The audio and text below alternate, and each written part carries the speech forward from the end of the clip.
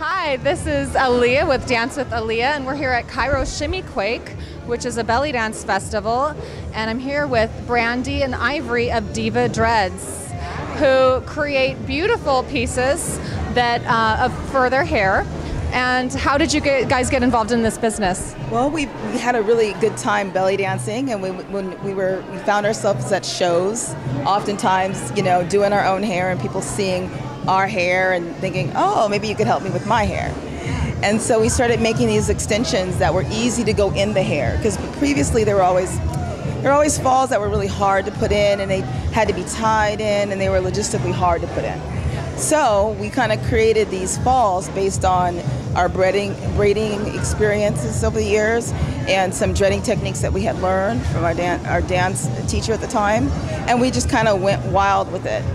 And from there it became a really user-friendly thing to do, and it just became a business. What other festivals do you guys go to? We go to all the major belly dance festivals in the country, including Tribal Fest and Tribal Revolution, Third Coast. So we hit mostly all the different regions all over the country. And this adds up to about anywhere from 25 to 40 shows a year. So you also go to music festivals too? We've done some music festivals, we've done steampunk festivals, Renaissance Fair festivals, any festival where there'd be some group of people that would be wearing costumes. We, in about a year of being in business, we realized, anybody in a costume would wear a hair fall.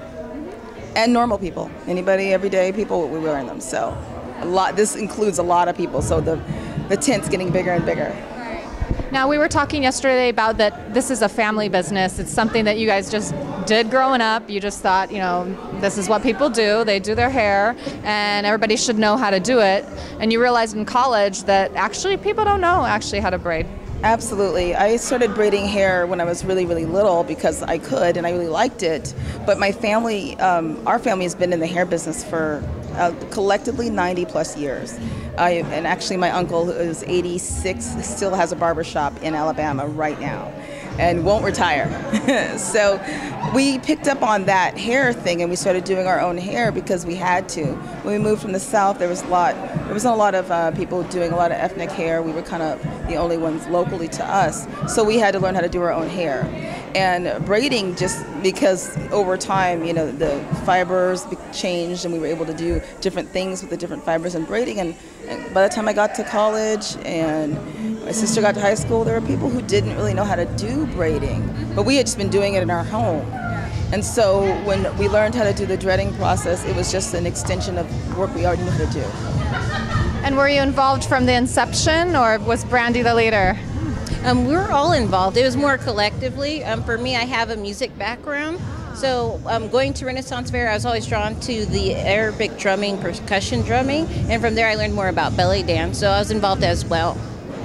So you guys get to combine two loves and skills that you have, is love of music, love of dance with your business. Mm-hmm. That's nice. And also it's not even just like dancing is your business and your passion, but you get to spread out a little bit, do something slightly different. Do a lot of different things with a lot of different groups and teach people about hair, but also our culture, and share it a little bit too in a safe space where everybody's having fun to learn about hair. And in this belly dance world where we are performing, and we really need to, some people don't really know how to put their hair together for stage.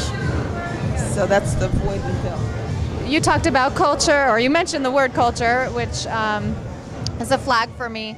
And yesterday we were also talking about, in addition to this being a subculture, belly dance, American belly dance within America, you mentioned that also regionally there's differences. So California versus Texas, and I was hoping you would talk about that as well. What differences you find in the venues and what hair that they're interested in. Well, for example, when we travel, when we're home and we're here in the LA, Orange County region, we could probably have more than, the whole booth could be practically platinum blonde or some blonde variety.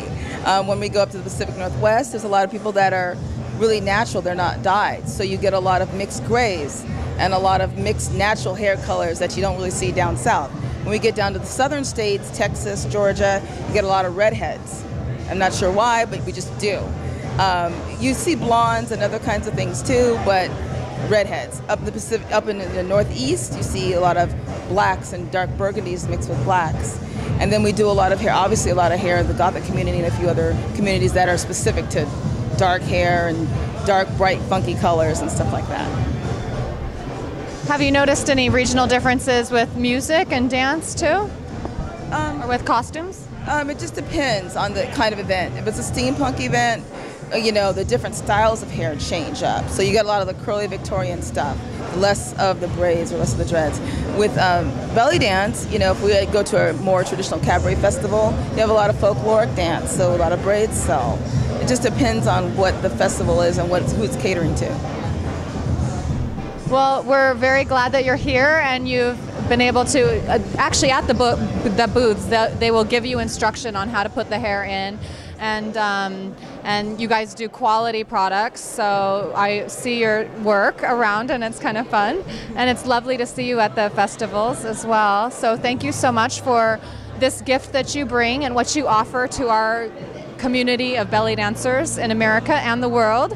And certainly if you want to fly them out to your country as well, then they can come and give you some in-services on how to put these hair products in your hair over there. Yeah. That is absolutely the case, and we refurbish most of the falls that we do. Any fall that you purchase from us gets refurbished. A lot of our dreads are known to be waterproof. We have a lot of mermaid customers who swim around in the dreadlocks, and all kinds of people who do all kinds of things. We had a couple of elves just call me earlier at the Red Fair who want elf hair. So anything that you're into, just give us a call. We might be able to do it, including wigs. Well, thank you, Brandie and Ivorie and Diva Dreads, and thank you for watching Dance with Alia.